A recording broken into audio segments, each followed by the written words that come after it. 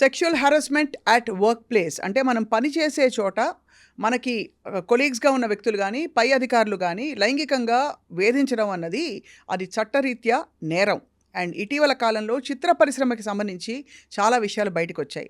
కానీ జరిగింది ఏంటంటే చిత్ర పరిశ్రమలో బంధాలు రిలేషన్షిప్స్కి హారాస్మెంట్కి మధ్య ఉండే సన్నని పొర ఏదైతే ఉందో అది పూర్తిగా తొలగిపోయిన పరిస్థితులు చూసాం.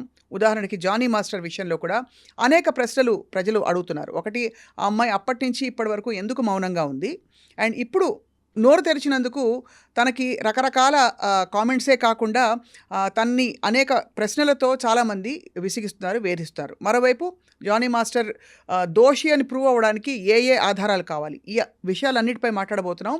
ప్రముఖ న్యాయవాది అండ్ ముఖ్యంగా అనేక ప్రివెన్షన్ ఆఫ్ సెక్షువల్ హెరాస్మెంట్ కమిటీస్లో సభ్యురాలిగా కార్పొరేట్ వరల్డ్ నుంచి ఈ సినిమా ఇండస్ట్రీ వరకు అనేక ప్రపంచాలు చూసిన జయంతి గారితో మాట్లాడబోతున్నాం. Jayanthi garu, thank you so much for joining us అండి.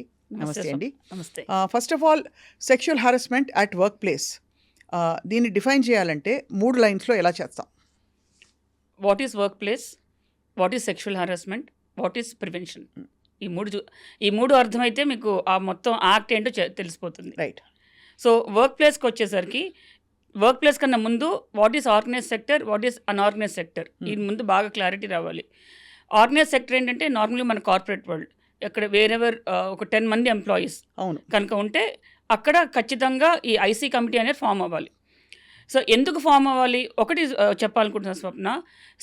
ఈ ముందు మనం యాక్ట్ గురించి తెలుసుకుని దాని లోతుపాతలు తెలుసుకుని దాని చుట్టూ ఉన్న భ్రమలు, దాని గురించి ఉన్న క్లారిటీలు అన్నీ మాట్లాడుకునే ముందు first of all sexual harassment అనేది per se it's a offence. అవును, మన ఇండియన్ పీనల్ కోడ్ కింద అది ఇట్స్ అన్ ఒఫెన్స్. అయినా కూడా ఎందుకు మళ్ళీ సెపరేట్గా ఈ ప్రత్యేకంగా ఈ చట్టం ఎందుకు చేశారు అంటే, సెక్షువల్ హెరాస్మెంట్ అనేది ఎక్కడ మనం చూస్తున్నాం అంటే వర్క్ ప్లేస్లో. ఇప్పుడు మన పబ్లిక్ ప్లేసెస్లో జరుగుతూ ఉంటాయి, ఇళ్లలో జరుగుతూ ఉంటాయి, ఇంకా సైలో ప్లేసెస్లో జరుగుతుంటాయి. అవన్నీ కూడా వస్తాయంటే రావు. ఒక్క వర్క్ ప్లేస్లోనే ఎందుకు మరీ ముఖ్యంగా వర్క్ ప్లేస్లో అంటే అక్కడ ఎక్కువ జరుగుతున్నాయి. అవును, ఎందుకంటే మార్నింగ్ 9 o'clock వెళ్ళిన అమ్మాయి ఈవినింగ్ 5 or 6 వరకు వర్క్ చేస్తూ ఉంటుంది. ఒక్కొక్కసారి ఎక్స్టెండెడ్ వర్క్ అవర్స్ అయినప్పుడు ఇంకా లేట్గా వర్క్ చేస్తూ ఉంటుంది. సో ఒక 24 hours టైం తీసుకుంటే మ్యాక్సిమం అమౌంట్ ఆఫ్ టైం అమ్మాయి ఈ వర్క్ ప్లేస్లో ఉంటుంది. ఉన్నప్పుడు అది సేఫ్ అండ్ సెక్యూర్ అని ఆ అమ్మాయికి క్రియేట్ చేసి ఇవ్వాలి ఎన్వైర్న్మెంట్. అవును. సో ఇక్కడ ఎవరు ఎన్వైర్న్మెంట్ అటువంటి సెక్యూర్ ఎన్వైర్న్మెంట్ ఎవరు ప్రొవైడ్ చేయాలి, ఎవరు ఎన్ష్యూర్ చేయాలి అంటే ఎంప్లాయర్. అవును, ఇది ఎంతమందికి తెలుసు? అంటే ఎంప్లాయర్ ఇవ్వాలి అన్నది ఇట్స్ అండర్స్టూడ్, కానీ ఇదేమైనా తప్పు జరిగినప్పుడు ఎంప్లాయర్ ఎంతవరకు బాధ్యుడని మాత్రం తెలియదు. సో ఫస్ట్ ఆఫ్ ఆల్ ఎంతవరకు బాధ్యుడు అనే ముందు ఎందుకు ఇవ్వాలో తెలుసుకుందాం. ఎందుకు ఇవ్వాలో తెలుసుకోవాలంటే ఆ వర్క్ ప్లేస్ ఏదైతే ఉందో అది ఎంప్లాయర్ సంబంధించింది, ఎంప్లాయర్ ఓన్ ప్రాపర్టీ అది. రైట్. సో ఇవాళ నేను ఒక పర్టికులర్ కంపెనీలో వర్క్ చేస్తున్నాను, ఒక 3 years అయినా ఇంకో కంపెనీకి మారుతాను. సో కంపెనీ ఎప్పుడు ఎంప్లాయీది కాదు, ఎంప్లాయర్ది మాత్రమే. సో తన వర్క్ ప్లేస్కి వచ్చి వర్క్ చేసినాక ఒక బెస్ట్ ప్రోడక్ట్ ఆఫ్ సర్వీస్ ఇచ్చినాక సో దానివల్ల ఎంప్లాయర్ బెనిఫిట్ అవుతున్నాడు. Right. So it is always a bound and responsibility of the employer to ensure that the work place is a safe place to work. ఇది ఎథికల్లో మోరల్లో కాదు, it's beyond it is legal.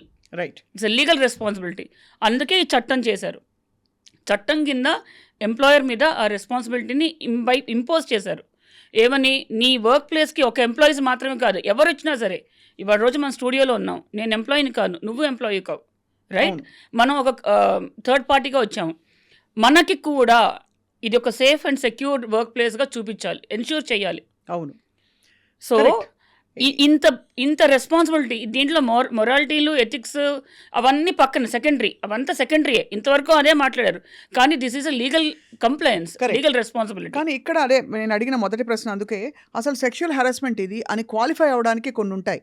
ఉదాహరణకి ఈ మధ్యకాలంలో ఈ lines blur అయిపోయి socialising కల్చర్లో కొంచెం ఒక గీత దాటి మనిషిని కామెంట్ చేయడం మొదలుకొని. ఎందుకంటే మీటూ క్యాంపెయిన్ బయటకు వచ్చినప్పుడు starting from very personal comments to directly propositioning అంటే ఏంటి నువ్వు సాయంత్రం డిన్నర్కి వస్తావా, లేకపోతే మన ఇద్దరం కలిసి ఎక్కడికో వెళదామా, ఇలాంటి వరకు ఇక్కడి నుంచి ఇక్కడ వరకు వైడ్ రేంజ్ ఆఫ్ కంప్లైంట్స్ చూసాం. యాక్చువల్లీ సెక్షువల్ హారాస్మెంట్కి క్వాలిఫై అవ్వడానికి 2-3 విషయాలు చెప్పండి. చెప్తాను.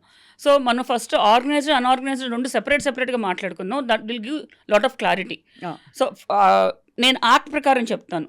సెక్షువల్ హారాస్మెంట్ అవ్వటానికి ముందు ఫస్ట్ ఏమేమి చూడాలి అంటే, నెంబర్ 1, అది ఫిజికల్ ఇంటిమసీ అక్కర్లేదు, ఫిజికల్గా టచ్ కూడా అవసరం లేదు.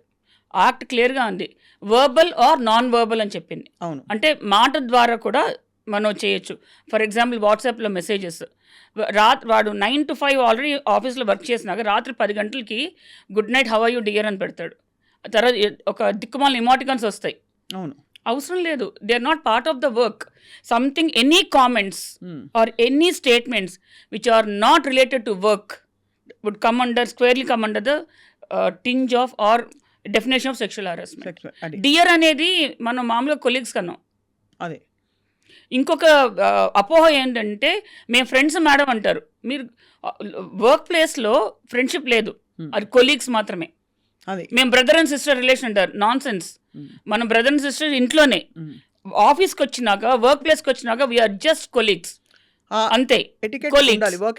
వర్క్ ఎటికెట్ ఖచ్చితంగా ఉండాలి. సో ఆ కొలీగ్స్ అని ఎప్పుడైతే మనం డిమార్కేట్ చేస్తున్న ఆ లిమిట్ని మనం డిసైడ్ చేసేసామో, ఇక అక్కడ నుంచి ఈ దిక్కుమాల ఏంటి, మేము తండ్రి కూతురు లాంటి వాళ్ళం, అన్న చెల్లెళ్ళు లాంటి వాళ్ళం, అక్క తమ్ముడు, ఇవేమి ఫ్రెండ్షిప్ అది కూడా రాదు. దీని కింద నేను డియర్ అని పెట్టాను, డార్లింగ్ అని పెట్టాను, హార్ట్ పెట్టాను, లేకపోతే ఇంకో బ్లింకింగ్, ఐ బ్లింకింగ్, ఆ ఇమోటికన్ పెట్టండి, కుదరదు. అవన్నీ కూడా సెక్షువల్ హారాస్మెంట్ కిందకి వస్తాయి. రైట్. అక్కర్లేని క్వశ్చన్స్, అన్నం తిన్నావా, డిన్నర్ చేసావా, పడుకున్నావా, లేచావా, ఇంట్లో ఎంతమంది ఉన్నారు, ఏం టీవీ చూస్తున్నావు, ఏ ప్రోగ్రామ్ చూస్తున్నావు, ఇవేవి కూడా వర్క్కి సంబంధించినవి కాదు.